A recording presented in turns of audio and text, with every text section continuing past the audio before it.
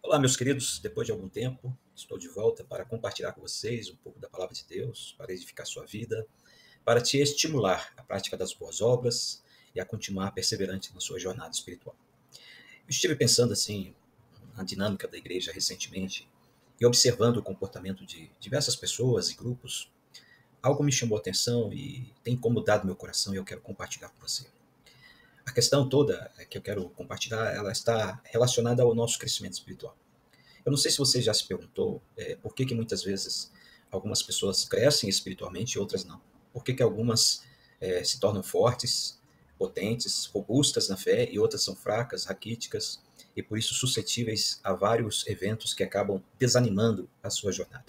Talvez seja a sua realidade. Não sei se você já parou para pensar e analisar o seu estado espiritual e se perguntar por que eu não cresço espiritualmente? Porque a palavra de Deus diz no livro de Efésios, capítulo 4, que nós podemos sim desenvolver a nossa vida e a nossa espiritualidade até alcançarmos a estatura de um varão perfeito. Significa que em toda a Bíblia, a palavra de Deus está sempre nos motivando a crescer espiritualmente. É o mesmo caso de uma criança.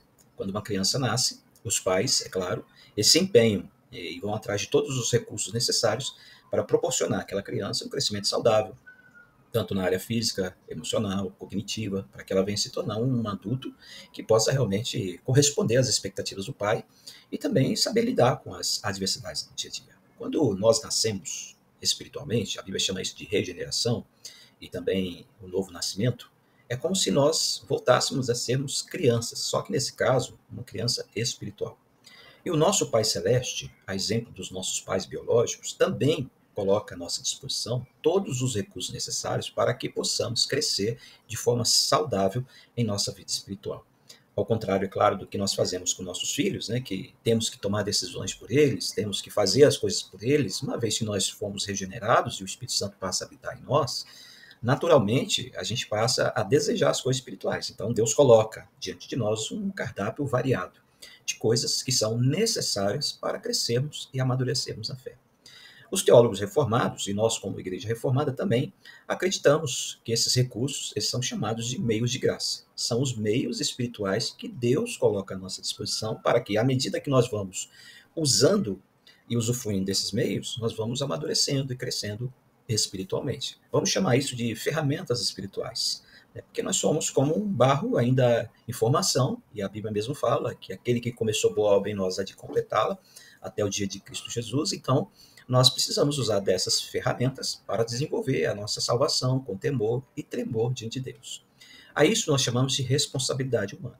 Quando nós falamos de a soberania de Deus, que é uma doutrina bíblica, é claro, que mostra a onipotência do Pai e também a sua ilimitação no sentido de realizar as coisas conforme sua vontade, segundo o beneplácito da sua vontade, nós entendemos que aquilo que é de competência de Deus cabe somente Deus fazer. Mas quando nós olhamos para o nosso crescimento espiritual, aí entra uma outra doutrina que muitas vezes muitas pessoas não querem dar a devida atenção, que é a doutrina da responsabilidade humana. Então, quando nós nascemos de novo, nós adquirimos privilégios, mas também temos responsabilidade. E a vontade de Deus é a nossa santificação, o nosso desenvolvimento espiritual.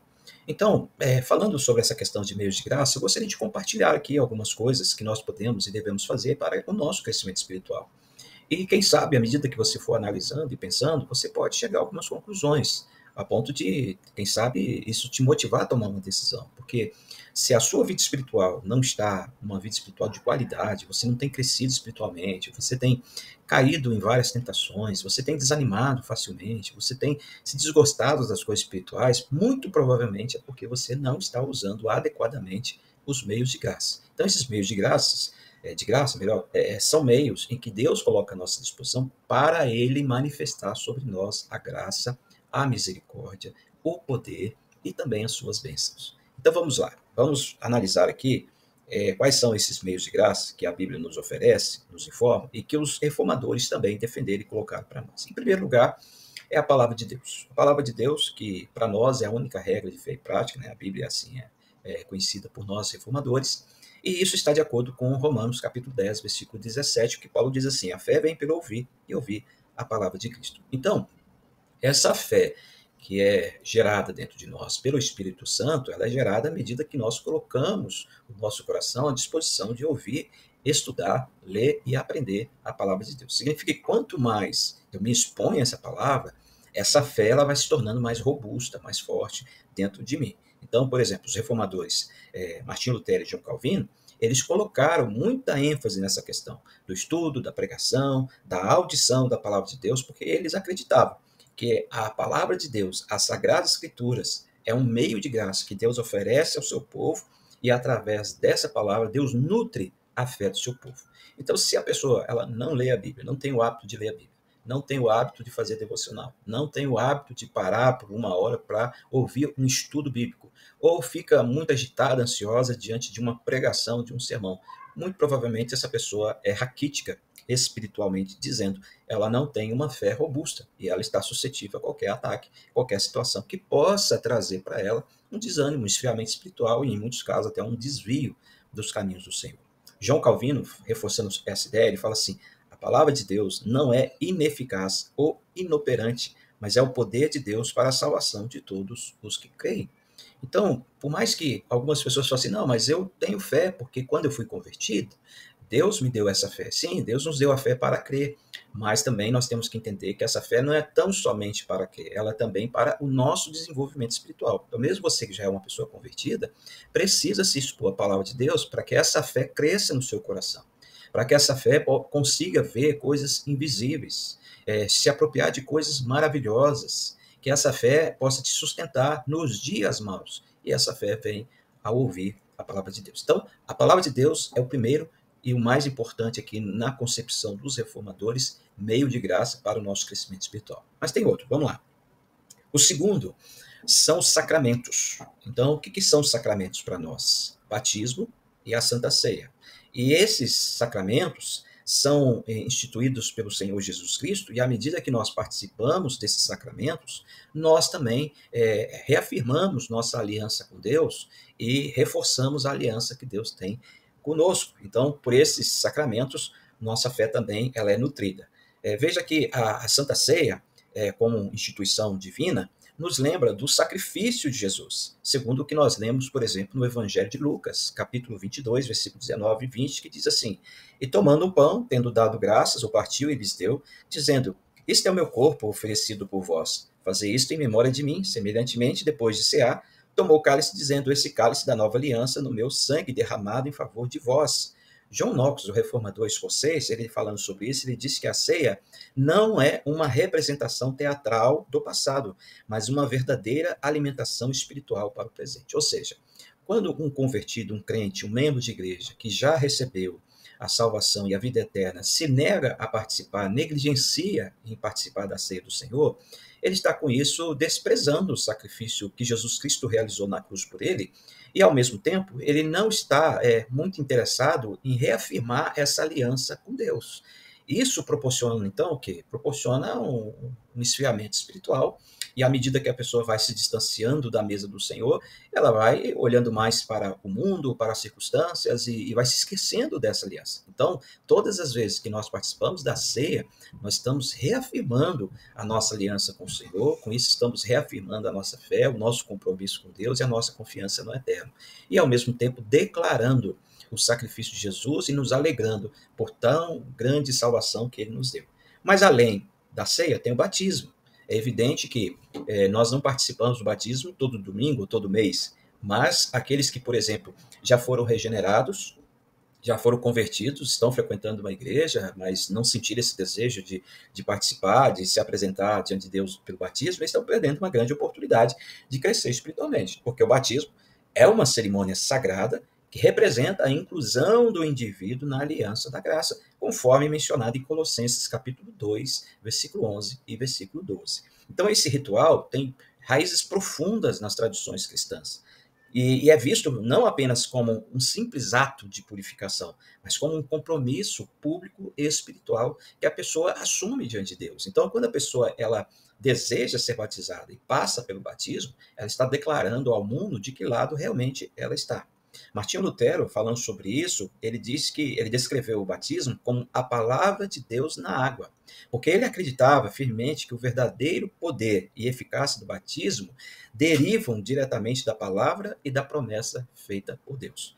E essa é a razão porque nós batizamos também nossos filhos, porque queremos que esse selo da aliança e também as bênçãos de Deus decorrentes do batismo estejam também sobre os nossos filhos, para que eles cresçam debaixo da proteção e da bênção do Senhor. Então nós vimos a palavra como meio de graça, vimos os sacramentos e há um terceiro também, que é a oração. Então, se uma pessoa não ora, se a pessoa não tem um tempo de orar, seja no tempo a sós com Deus, seja no seu quarto, no seu lugar secreto, ou mesmo espírito, dificilmente essa pessoa terá uma comunhão profunda com Deus, porque a oração é a forma como nós entramos, entre aspas, na presença de Deus, e ali temos uma conversa pessoal com o Senhor. Então, a oração é uma comunicação com Deus, é um meio pelo qual nós recebemos a sua graça.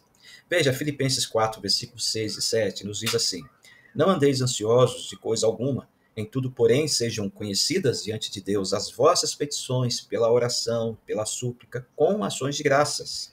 E a paz de Deus, que excede todo o entendimento, guardará o vosso coração e a vossa mente em Cristo Jesus.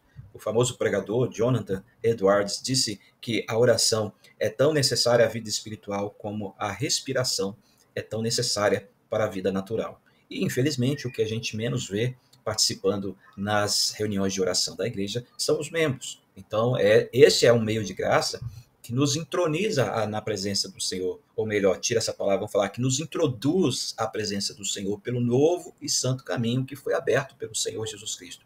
Pela oração, nós chegamos diante do trono da graça. Pela oração, nós dialogamos com Deus, nós expomos nossas necessidades, nós conversamos com o nosso Pai. Que filho que não quer conversar com o Pai, meu Pai do céu? Que filho que não tem prazer de conversar com o nosso Redentor? Então, a razão por que, infelizmente, muitos estão fracos, doentes e dormindo espiritualmente é porque não oram, não usam esse meio de graça tão importante para o nosso desenvolvimento e crescimento espiritual. Haja vista, por exemplo, as nossas reuniões públicas de oração. São as menos frequentadas pelos membros da igreja, mas nós sabemos que quando passamos por uma luta, por um problema, por uma enfermidade, o que nós mais pedimos na igreja? Ore por mim. Não, mas nós temos que orar juntos. A igreja primitiva, conforme o livro de Atos nos ensina, estava sempre junta em oração, buscando a presença de Deus, e por isso eles tinham paz no coração, a despeito das circunstâncias que vinham sobre eles. Embora aqui a comunhão dos santos não seja um item de meio de graça que esteja na lista dos reformadores, mas há um consenso entre vários teólogos que a comunhão dos santos também é um meio de graça. Ou seja, é a forma como nós, como família e corpo de Cristo, estando juntos, podemos desenvolver a nossa espiritualidade, a nossa vida cristã de forma coletiva. Então, a comunhão dos santos refere-se o quê? Refere-se à união espiritual e relacional que todos os crentes compartilham em Cristo. E isso tem implicações práticas. Por exemplo, quando nós não negligenciamos a comunhão dos santos, não negligenciamos a adoração coletiva, a presença nos cultos e nos trabalhos, o que acontece em nossa vida e através da nossa vida? Bem, primeiro que ali nós encontramos intercessores, pessoas que, ao ouvirem nossa história, nossos problemas, se colocarão na brecha e intercederão por nós, orarão por nós, e alguns até jejuarão por nós. Então, quando os crentes oram uns pelos outros, eles carregam os fardos uns dos outros, intercedem uns pelos outros diante de Deus. E essa intercessão mútua é um meio pela qual a graça de Deus é canalizada na vida dos crentes. Então, quando a pessoa ela se nega a participar da comunhão dos santos, a adoração pública e coletiva, ela está se negando a ser abençoada. É incrível, mas esta é a realidade. Outro benefício que acontece quando nós participamos da comunhão dos santos é a edificação mútua. Então, a comunhão dos santos envolve em encorajamento, exortação, ensino, correção de uns dos outros. E através da comunidade cristã, os crentes recebem instrução, correção, consolo e encorajamento nos dias mais difíceis de suas vidas. Então, muita gente fala assim: eu tive doente, mas ninguém foi me visitar. Eu passei por problema, ninguém me deu uma boa palavra. Eu fiz isso e ninguém foi atrás de mim. É fato que muitas vezes acontece por negligência da igreja e de alguns membros da igreja. No entanto, a maioria dos casos acontece por negligência da própria pessoa, que ela quebra a comunhão com a igreja, ela se distancia da comunhão da igreja, ela deixa de ter um relacionamento com os demais crentes, as pessoas não ficam sabendo o que está acontecendo na vida dela. Aí depois ela reclama e nos culpa por isso. É bom lembrar aqui uma coisa importante. Não é uma pessoa só que cuida da igreja. Não é o pastor que cuida da igreja. Quem fala isso e pensa isso está equivocado. Quem cuida da igreja é a própria igreja. Nós cuidamos uns dos outros. Por isso que no Novo Testamento você vai encontrar mais de 30 mandamentos sobre a mutualidade. Orai uns pelos outros, consolai-vos uns aos outros, exortai-vos uns aos outros e assim por diante. Então nós temos essa responsabilidade de nós cuidarmos uns dos outros. Eu sou responsável por você e você é responsável por mim. Uma pessoa só ser responsável por todas as pessoas, isso não existe. Isso está no imaginário humano e no imaginário de uma pessoa que ainda pensa nos moldes medievais. Isso não existe. Então, essa edificação é mútua e a responsabilidade é mútua. Além disso, essa comunhão dos santos proporciona em nossa vida um amor cristão prático. É ali, no meio da comunidade, na comunhão com os irmãos, que nós passamos a servir a Deus de forma amorosa, que nós compartilhamos nossos dons, nossas habilidades, nossos talentos, nossa vida e nossos bens. Então, quando a pessoa se nega a participar da comunhão, ela se nega em exercitar os dons espirituais que o Espírito Santo concedeu a ela no ato da regeneração. Ela se nega a participar do crescimento da igreja. E esse amor, que é tão necessário e ensinado nas Escrituras, deixa de ser praticado. Então, todas as vezes que uma pessoa se nega a ter comunhão com a igreja, ou é seletiva naqueles eventos que mais lhe agradam, ela está deixando de servir a Deus, está deixando de ser uma verdadeira cristã. Então, Jesus ele nos instrui muito sobre isso. Além disso, meus queridos irmãos, tem a questão do testemunho e história, né? A tradição e o testemunho daqueles que vieram antes, né? Ou seja, os santos da história da igreja, aqueles homens e mulheres que Deus levantou no passado para serem baluartes da fé, darem testemunhos acerca da sua espiritualidade. Esses testemunhos da tradição servem como meio de graça para nos lembrar que das verdades da fé, dos exemplos de santidade e do poder de Deus em todas as gerações, a despeito das necessidades. Então, o que nós podemos tirar de lição aqui acerca desse assunto, acerca do assunto do meio de graças, é que só não cresce espiritualmente quem não quer. Só não desenvolve a sua fé e torna essa fé robusta quem não quer. Só não realmente pratica os seus dons espirituais e abençoa a vida das pessoas quem não quer. Porque os meios estão aí à nossa disposição. A palavra de Deus está ao nosso alcance, seja ela impressa, seja ela de forma virtual, nós temos alcance. Os sacramentos que nós celebramos, às vezes nem sempre celebramos os dois, mas a ceia, nós temos ele ali sempre, todo mês. E a oração, quantas vezes nós chamamos e convidamos os membros para participarem da reunião de oração, não somente por ter um número, mas é porque nós sabemos que isso ajudará o membro a crescer espiritualmente. E a comunhão dos santos, o relacionamento uns com os outros, a mutualidade que nós também somos chamados a exercer e praticar no corpo de Cristo. Meus irmãos, vida espiritual não é brincadeira. Andar com Deus não é brincadeira. Deus quer de nós seriedade. Deus quer de nós compromisso. Deus quer de nós zelo. Porque senão ele vai nos cobrar, e quando ele nos cobrar, nós estaremos em situação muito difícil diante de Deus. Porque aí daquele que brincar com Deus, que zombar de Deus, que não levar a sério as coisas espirituais, que desprezar os recursos do Eterno, uma vez que ele preparou isso tudo para nós antes da fundação do mundo. É lamentável quando a gente vê pessoas que se agarram em picuinhas, se prendem a coisas tão banais, tão fúteis, tão desnecessárias, e por causa disso só negam uma comunhão com a igreja, só negam em exercer seus dons, seus talentos, em ajudar, em apoiar, em crescer espiritualmente. Por quê? Porque são meninos espirituais. Como Paulo falou, olha, leite vos dei a beber, não vos dei alimento sólido, porque ainda sois carnais, sois crianças na fé. Infelizmente, porque existem essas crianças na igreja, que muitas vezes nós temos que parar tudo e dar atenção, trocar fralda, dar leitinho, colocar a chupeta na boca, porque senão a criança não para de chorar. E a razão porque muitos estão aí, né, sem esse impacto positivo na vida da pessoa. Então, eu quero terminar aqui com as lembranças, né, de uma vida espiritual que possa realmente te ajudar a crescer. Né? Por exemplo, na Confissão de Fé de Westminster, um dos padrões confessionais reformados que nós presbiterianos adotamos, no capítulo que fala da comunhão dos santos, ele discute a comunhão que os crentes têm com Cristo e também uns com os outros. E como essa comunhão se manifesta em benefícios mútuos, amor e serviço.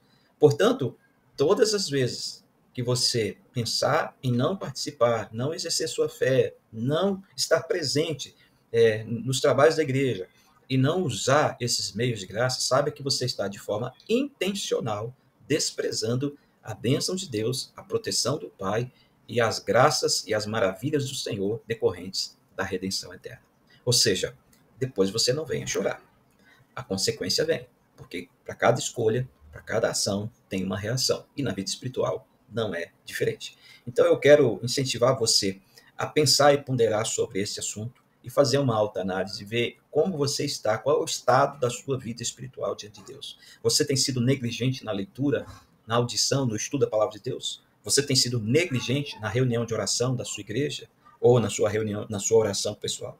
Você tem sido negligente a ponto de desprezar a ceia do Senhor e não ter aproveitar essa oportunidade de renovar a sua aliança com Deus? Você tem sido negligente a ponto de faltar aos cultos, aos estudos bíblicos, aos trabalhos da igreja, de forma intencional, porque talvez tem coisas deste mundo que estão fascinando você, atraindo você e você não está percebendo? Então aproveite o dia que se chama hoje. Mude de postura. Tome uma atitude radical na sua vida, porque Jesus está perto de voltar. E quando ele voltar, todos nós compareceremos perante o tribunal de Deus e haveremos de prestar contas a Deus de cada palavra nossa, de cada ação, de cada decisão, de cada escolha. E, sinceramente, eu não posso te dizer o que será daqueles que negligenciaram todas essas coisas e andaram de forma dissoluta, carnal e também de forma relaxada diante de Deus. Então, que Deus nos ajude e que Ele aplique essa palavra em nosso coração. Fica aqui, então, o nosso recado. Peço que você, ao assistir esse vídeo, compartilhe com outras pessoas, se inscreva no canal, marque lá o sininho, dê um joinha, para que isso possa chegar a mais pessoas e assim mais pessoas serem abençoadas. Quanto ao mais, que Deus abençoe. Espero tão logo poder voltar aqui e trazer mais uma meditação para a sua edificação. Fique na paz e no amor do Senhor Jesus Cristo. Até o próximo.